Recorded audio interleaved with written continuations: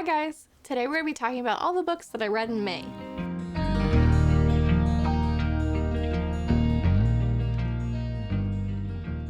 This was a month of some really high highs and some really low lows. I did get to a good chunk of my TBR that I chose in my Wheel of TBR video. I'll link up here. I did not get to A Sweet and Bitter Magic by Adrienne Tooley, and I'm only about a third of the way through An Absolutely Remarkable Thing by Hank Green, so I will be talking about this one next month. I just didn't get to it in time to film this video.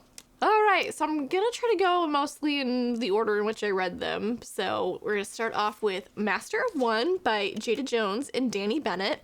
This is a YA fantasy story that has to deal with like a heist and fae and really cool relics and an interesting magic system involving mirror shards. It kind of starts off with a very Aladdin-ish beginning in which a thief with a heart of gold gets plucked from prison in order to break into this magical place to steal a treasure of basically just invaluable worth. But the treasure turns out to be the last living fae.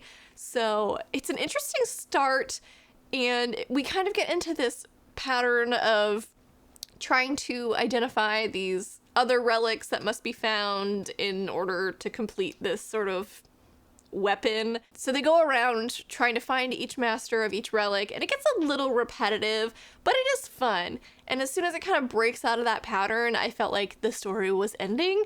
So I'm really hoping this gets a sequel because I think it was a really interesting, cool world, but it definitely was not finished by the end. So I gave this one 4 stars. Next up, I did a buddy read, and I did a whole vlog about it, which I will also link up here, and that is The Boar Bar by R.F. Kuang. This is another fantasy, an adult fantasy, that is inspired by Chinese history. It has to do with the sort of the horrors and brutality of war, as well as some magical elements such as shamanism. And it was a really great blend, I thought, of sort of the, again, like war and magic and fantasy, and how having magic powers would affect a war. And this was a really heavy read that has a lot of trigger warnings. If you are sensitive to any sort of violence or gore or body horror, I would definitely consider that before picking this up. But it was really well written, and I really loved the characters. I thought R.F. Kuang did a great job sort of crafting these morally gray characters that you're rooting for, but you're also like questioning their decisions because there's really like no right or wrong in these situations. So it's a brutal story, but it was so good and I enjoyed it a lot. Ultimately, I did give it a 4.5 because I thought it suffered from some pacing problems in the middle, but overall it was a really fantastic story and super harrowing, and I couldn't stop thinking about it. I'm definitely planning on continuing this series, but I needed a bit of a sort of buffer in between and something a little bit lighter. So when I finished this, I picked up People We Meet on Vacation by Emily Henry. This book has solidified Emily Henry as probably my favorite romance author ever. I think she writes things that are very cute, but also pack a really big emotional punch. Last year I read Beach Read, and I cried like a baby reading that. The romance is a really great element of both of this book and Beach Read, but again, there's this really big emotional weight to it that makes the characters feel really real and authentic and genuine, and their problems feel like real problems and not just shoehorned in for the sake of like the third act drama that I think a lot of romance books suffer from. So this book follows Alex and Poppy, and they have been best friends since college, and every summer they go on a summer vacation. And it's a different place every time, and they look forward to this every year, and they have a really close, intimate friendship. But something happened with Alex and Poppy 2 years before the beginning of this novel, and they haven't spoken since, and Poppy really misses Alex. So she invites him on one more summer vacation in order to mend their friendship and sort of confront the deeper feelings and more complicated feelings they have for each other. And this was so good. I was reading this during like a really stressful week, and coming home to read this was just like, It felt like self-care. It was so good. So I gave this 5 out of 5 stars. Romance books, I have a hard time giving 5 stars. I don't know why. There's always something that kind of annoys me, but never with Emily Henry. So definitely recommend this one if you like romance or if you want a good summer read, because this reading about people traveling around the country and around the world during a time in which we're still dealing with like travel restrictions and stuff with COVID was so fun. I felt like I was going there with them. So this was a really awesome read and I loved it so much. I also read an ARC this month, which I'm really bad at doing and I gotta get better at it for the sake of my NetGalley score. But I read Malibu Rising by Taylor Jenkins Reid, which I'll put right here. And this is my second Taylor Jenkins Reid book. I also read Daisy Jones and the Six, which takes place in kind of a similar time period. They both kind of deal with like the 70s or 80s? Is Malibu Rising the 80s? I think it's the 80s. Sorry, I just read this book. I should know that. But this story focuses on sort of the family saga of the Riva family and sort of all the decisions that parents made that sort of led to their kids' current problems. And I have a hard time describing this book because like it's sort of historical fiction and it's definitely a beachy summery read.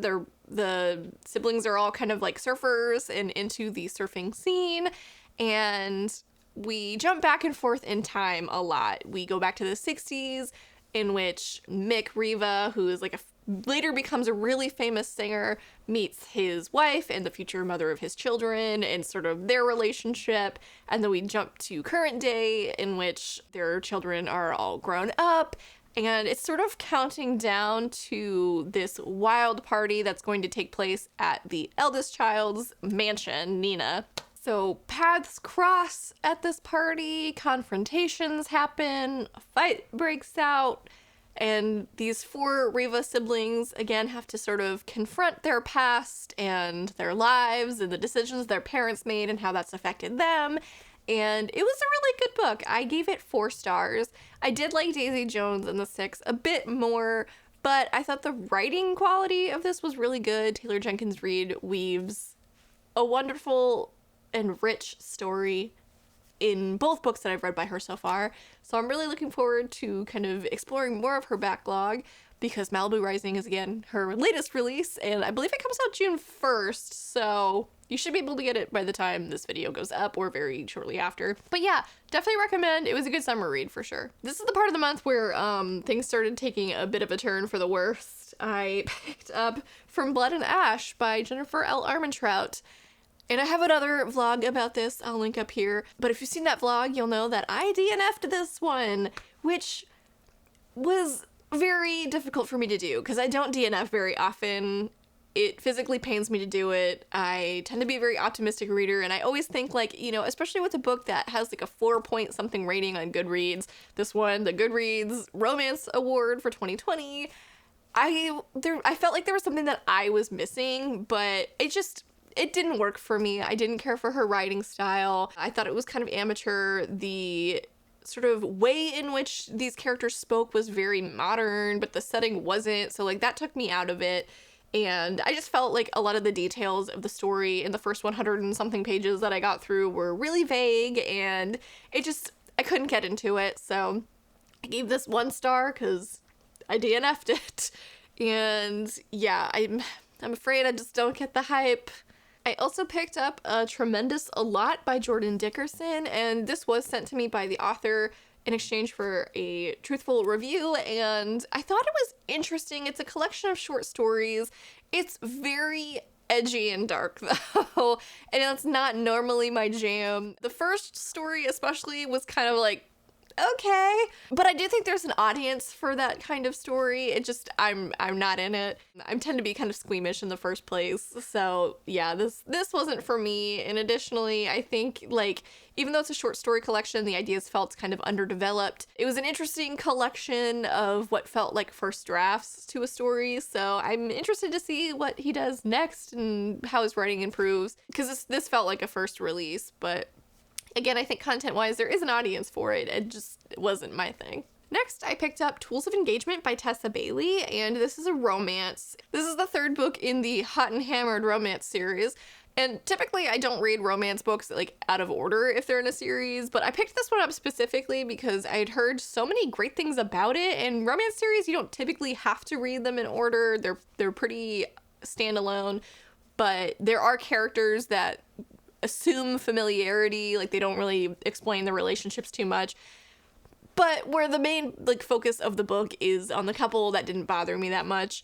And this focuses on Bethany and West, and Bethany is an interior designer who, her family's business is flipping houses, and she feels like they don't take her very seriously because she just kind of makes things look pretty. So she wants to take on a project of her own, and a construction worker that works for her brother ends up sort of following her and helping her out, and they take on a flip project of their own, and feelings develop. Right from the get-go, they are very attracted to each other and very flirtatious in sort of like a teasing kind of way. And I didn't think this was bad. It's just like not my preferred sort of romance type.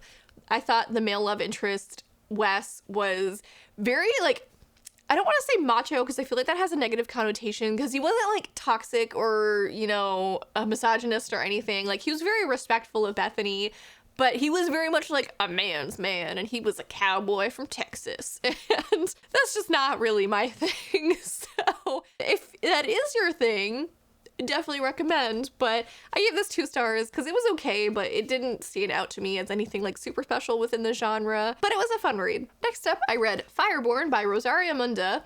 And this book was like a great combination of Anastasia, How to Train Your Dragon, and a little bit of Game of Thrones, which probably sounds a little all over the place, but I mean it in the best way. You have sort of the orphaned child of a royal family that was brutally slaughtered in an uprising and revolution. So it has very much like Russian Revolution or French Revolution vibes. So he was spared in this revolution and ends up growing up in an orphanage and befriending a girl who was a former serf, and her family was killed in dragon fire, and they later find out that his father was the one that killed her family specifically. So there is a lot to wade through emotionally for him as he sort of grows up to realize that, yeah, he obviously misses his family and what happened to him was horrible, but his family wasn't like completely innocent either, and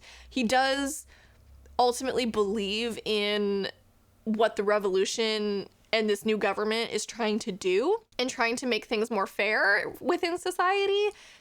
But he has to confront like his past as well a lot in this book. And then there's dragons. He becomes a dragon rider for the new regime, and there's a really interesting competition element where him and fellow dragon riders are competing to be in like sort of the most elite team, as well as further become first rider, which is like the best dragon rider in the fleet. They command the military. So he's been vying for that since before this revolution even happened, and it's so good. If you like a political fantasy, definitely recommend that. Again, it kind of has that How to Train Your Dragon feel, but more like the sequels where they're sort of used as a military fleet to defend their island and stuff. And then the main character, Lee, very much gives me Daenerys Targaryen vibes, but not like 8th season Daenerys Targaryen. We don't talk about that here. So yeah, this was a really fun YA fantasy, and where it left off, I was like, oh my god, I gotta pick up the sequel. So I did run out and grab that. It does infuriate me a little bit that the sequel cover art does not match this one, and you can't buy the matching dust jacket for Fireborn. It's only in paperback, which, big pet peeve, but whatever. The series is good, so it's worth suffering through the cover art change. But yeah, definitely recommend. I believe I gave this 4 stars just because I thought the start was kind of slow and it took a while to sort of establish the characters and to feel like an emotional connection to them. But ultimately, I did really like this book, and if you like dragons and fantasy and sort of politics, I recommend this one. Next up, I started the Wayward Children series by Seanan McGuire, starting off with Every Heart a Doorway. These books apparently can be read out of order. They're like self-contained stories, but honestly, I wouldn't, I've read this one and the second one, and the second one would definitely spoil stuff for this first one, so read them in publication order. But this series sort of explores what happens when Alice comes back from Wonderland, or when the Pevensey children come back from Narnia. How do they cope with reality? These children that fell through portals and into sort of strange and fantastical worlds, coming back to the mundane. This story specifically focuses on a school that's sort of made to help these children cope with reality because their parents just don't understand or think like their kids are crazy because they're babbling about nonsense and magic and stuff. So in this one, we follow a girl named Nancy who came back from sort of like an underworld type sort of magical world.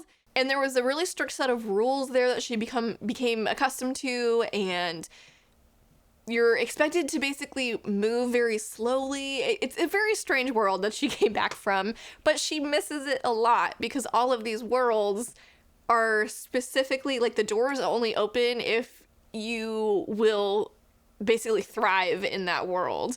So the kids get expelled from these worlds for a variety of reasons. Hers seemed to be sort of like a test to see like if she really wanted to be there. But again, she finds that reality isn't something she can face anymore, and so she goes to this school and meets fellow children like her who went to different worlds, and she has a hard time understanding them because some of these kids went to like very nonsensical worlds.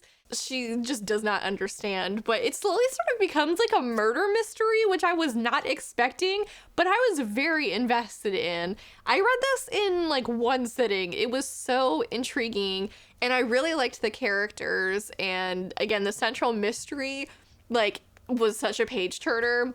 I loved this. I gave this 4 stars.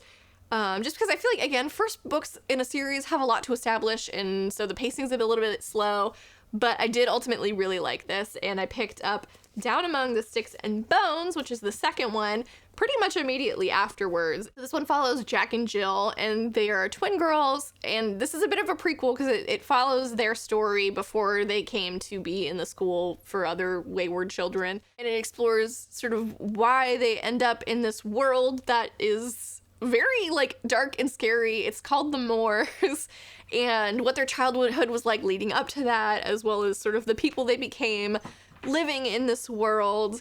One of them goes on to live with like a vampire lord, and the other becomes a mad scientist's apprentice. Sort of the evolution of their relationship as twins and sisters was so interesting, and I gave this one 5 stars because I really liked it. I loved learning more about Jack and Jill. Where this one was able to focus solely on them, it gave them obviously a lot of time for character development that they didn't get in the first book. So really loved this, and I'm still looking forward to continuing this series. They're really short little like novellas almost, and neither of these is over 200 pages, so they're really fast reads. I have the next 2 that I'm hoping to read next month because they're so good and I loved them.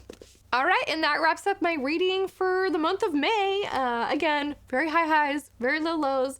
I did read, it felt like a lot, but I did DNF from Blood and Ash, and that, I don't know, that one hits me hard because I don't like DNFing.